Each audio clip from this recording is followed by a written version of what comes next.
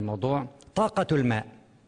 الماء فيه طاقة عجيبة فعلا، لكن هنالك عندنا مشكلة أساسية في كل العالم تقريبا.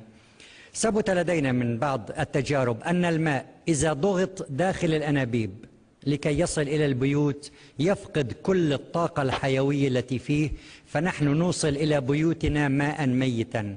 لا نقول أننا يجب أن نحضر الماء إلى بيوتنا عبر السواقي، لابد من مجيئه عبر أنابيب مضغوطة.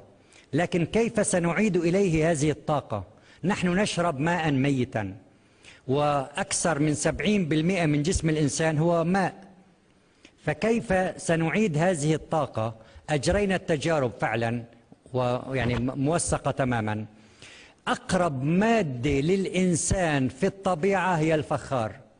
نحن أبعدنا الفخار واستعملنا البلاستيك واستعملنا الفريزرات أيضا في تعبئة الماء.